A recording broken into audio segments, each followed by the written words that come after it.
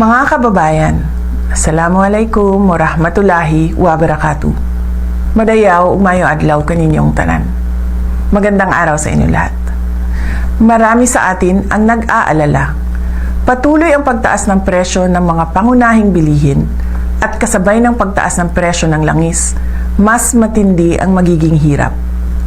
Binibilang ng mga magulang ang bawat piso at marami sa atin ang nag-aalala sa susunod na mangyayari.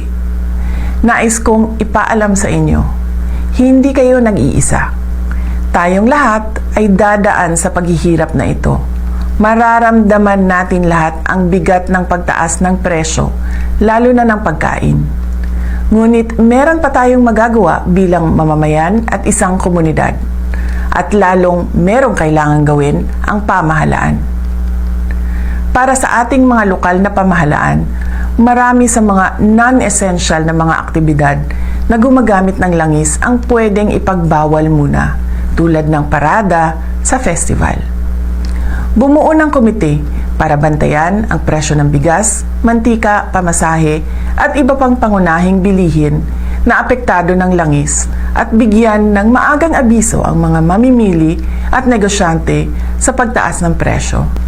Magbahagi ng impormasyon sa pagbabago ng presyo at turuan ang pamilya ng praktikal na hakbang sa pagtitipid, tulad ng pagbawas ng paggamit ng sasakyan at kuryente. Palakasin ang suporta sa lokal na magsasaka at maliliit na supplier upang mabawasan umasa sa imported na produkto para makapagbigay ito ng buffer sa biglaang pagtaas ng presyo. Magpalabas ng mga orders sa pagtitipid sa LGU na susundin ng lahat ng opisina kasama na ng barangay. Bilang individual na mamamayan, ang mga sumusunod ay iilan lamang sa mga pwedeng gawin na makakatulong sa ating pamilya. Bigyang prioridad ang pangunahing bilihin at planuhin ang budget ng pamilya. Bumili muna sa lokal na produkto upang palakasin ang lokal na ekonomiya at mabawasan ang epekto ng pagtaas ng langis. Bawasan ang hindi kailangang paggamit ng enerhiya tulad ng pag-carpooling, bisikleta at pwedeng ayusin ang schedule ng lakad upang mabawasan ang madalas na pagbiyahe. Ngunit ang responsibilidad na protektahan ang mga mamimili ay higit pa sa ating mga tao o komunidad. Sa mga ahensya ng gobyerno na may tungkulin dito, kumilos na kayo.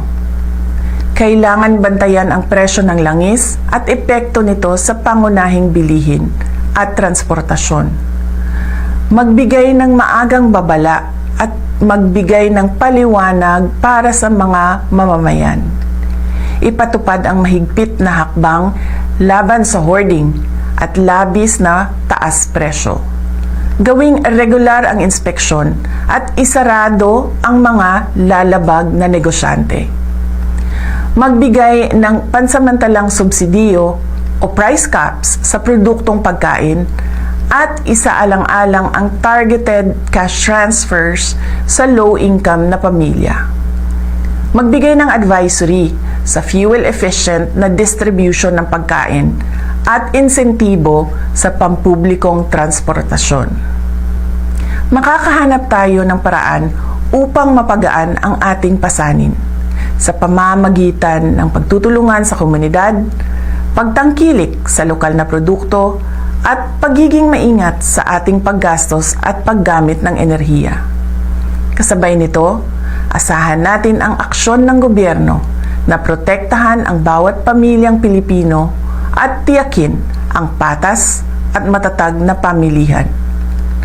Malalagpasan natin ang pagsubok na ito tulad ng nalagpasan natin ang pandemya. Higit sa lahat, huwag tayo mag-isip na gumawa ng masama sa sarili man o sa ating kapwa-tao. Mamuhay tayo ng marangal at may dignidad kahit tayo ay dumadaan sa kahirapan. Syukran.